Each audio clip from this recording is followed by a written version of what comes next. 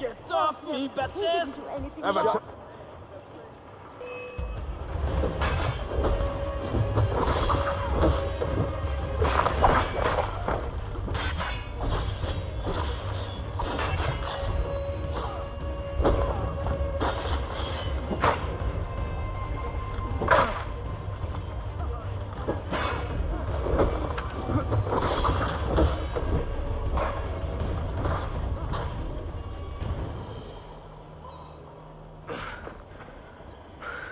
Thank you, my friend. They had a little too much bière and didn't like the sound of my voice. I was only talking to that girl.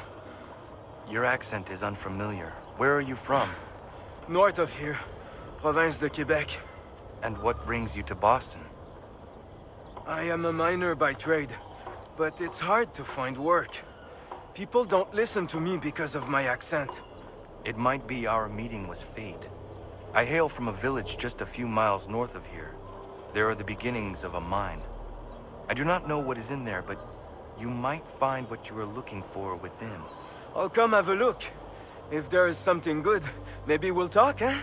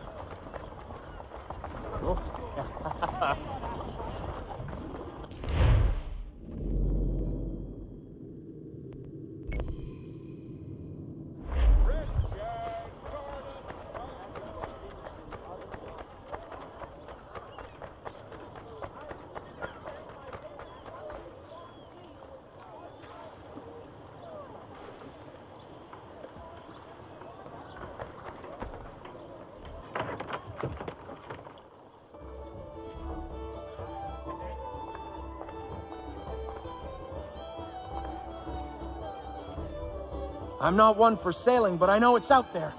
Some call it a kraken, others just a sea monster. They say it's 50 feet long if it's an inch, and it rolls ships for sport.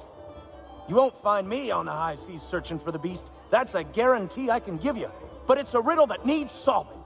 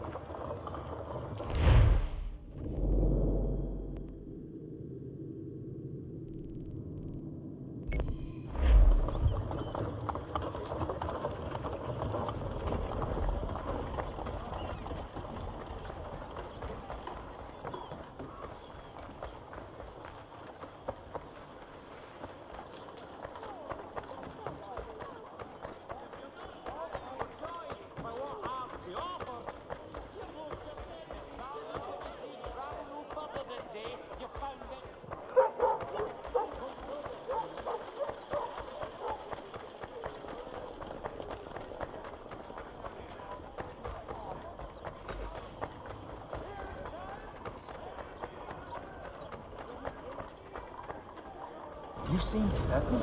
You bet your arse I seen the serpent. Thing was horrifying. Where was it? Just out past the breakwater. Came up to the surface to have a look, then plunged right back down it. The parts I saw was 30 feet. Who knows how much remained underwater?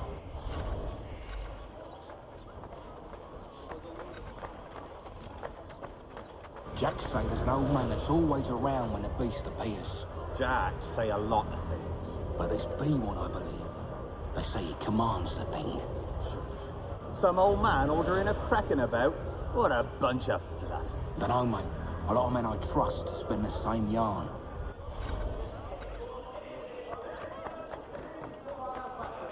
All able-bodied men to give an hour of their labour this Saturday as the schoolhouse... You hear the serpent weaver died. The old thief's buried not far from here. Man was up a light. Good riddance. That old fellow people said called the Kraken bought the farm not long ago. Nobody's seen the beast since. So it was true then. Didn't say that. Maybe you could ask his widow. She won't leave his grave.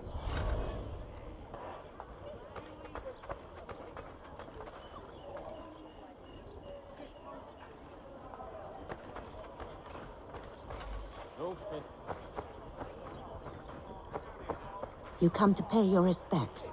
You're the first. He didn't have many friends. People just didn't understand.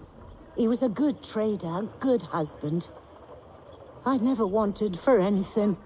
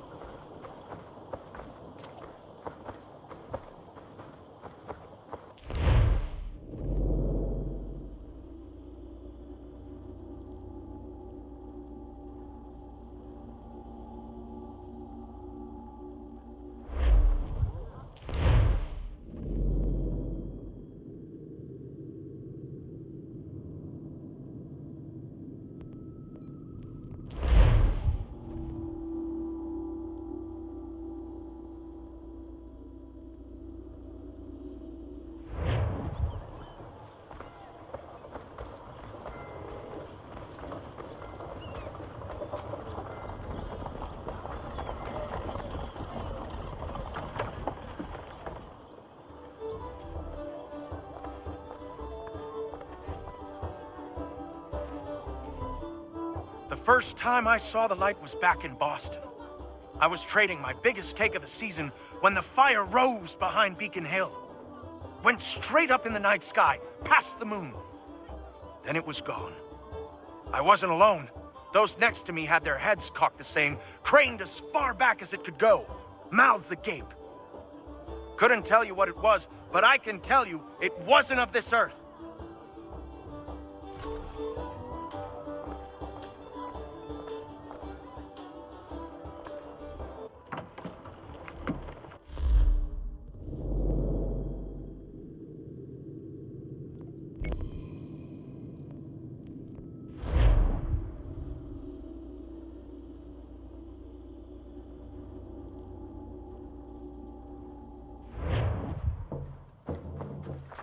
Like fun.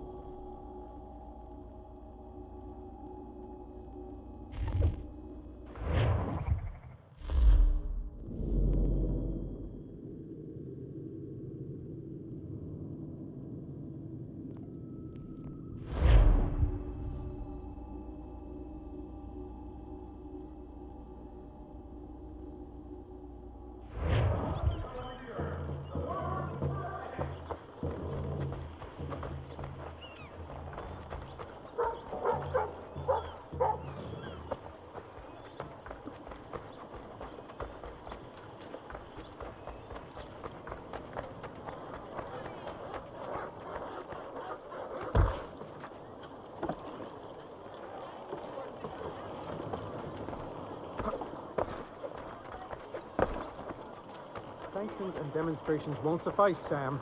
We need to act, and I'm talking about more than a sternly worded letter. I sympathize with your frustrations, gentlemen, but surely you can understand my reluctance to kick the hornet's nest.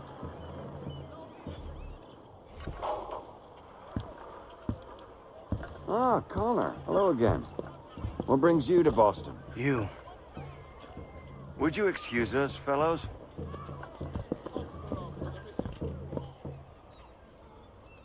Thank you. That conversation was about to turn unpleasant. Now, what can I do for you? I was hoping you could help me locate William Johnson. Of course. I'm headed to a meeting with some men who should be able to help. Why don't you come along? It's good to see the people finally taking a stand against injustice. Says the man who owns a slave. Ooh, sorry? I practice what I preach, my friend. She's not a slave, but a freed woman, at least on paper. Men's minds are not so easily turned. It's a tragedy that for all our progress, still we cling to such barbarism. Then speak out against it. We must focus first on defending our rights. When this is done, we'll have the luxury of addressing these other matters. You speak as though your condition is equal to that of the slaves. It is not. Tell that to my neighbor who was compelled to quarter British troops, or to my friend whose store was closed because he displeased the crown. The people here are no freer than Surrey. You offer excuses instead of solutions. All people should be equal, and not in turns. It's in turns, or not at all. Hey! It's my home, no matter what you thieves called taxmen say! If the gums in Parliament who want to take my property, you tell them to sail across the pond and take it themselves! It's not open for discussion now. Open this door or these men will break it down. Ah! Ah, bollocks! We're coming in! I trust the mounting evidence is proof enough, Connor. Continue on. I shall meet you at our destination.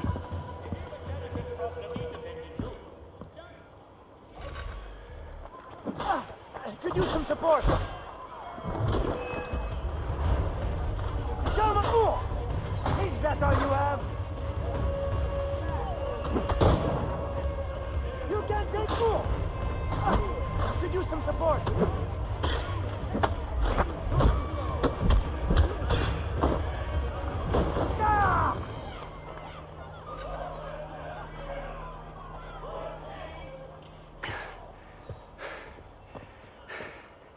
Justice for once. I dare the governor to send more. You all right? I'm fine. It's not my first dance. For all their teeth and claws, these little foxes, they fight like puppies. Thank you, my friend. I'd buy you an ale, but I'm expected somewhere else.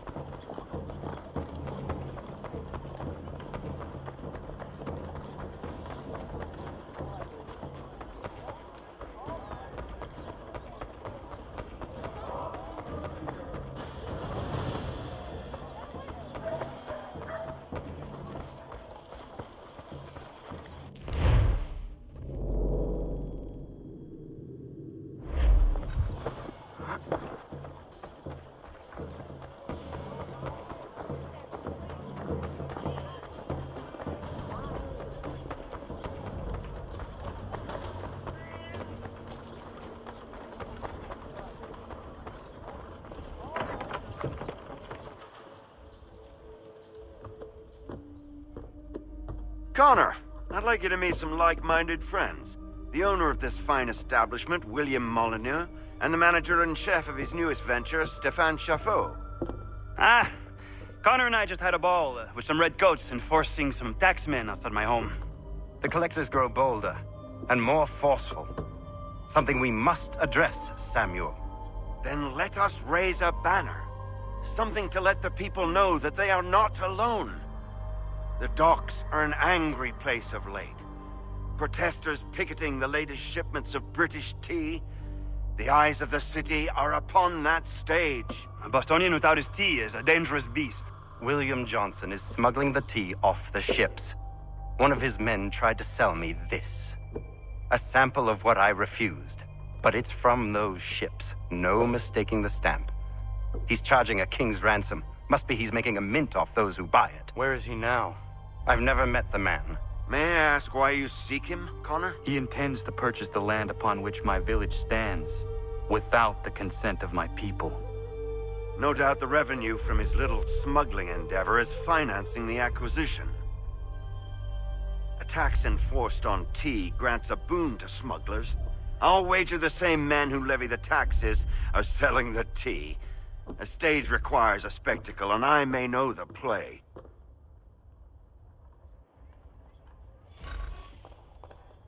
Connor, head back to the docks and see to the destruction of the tea. If you should need us, return here.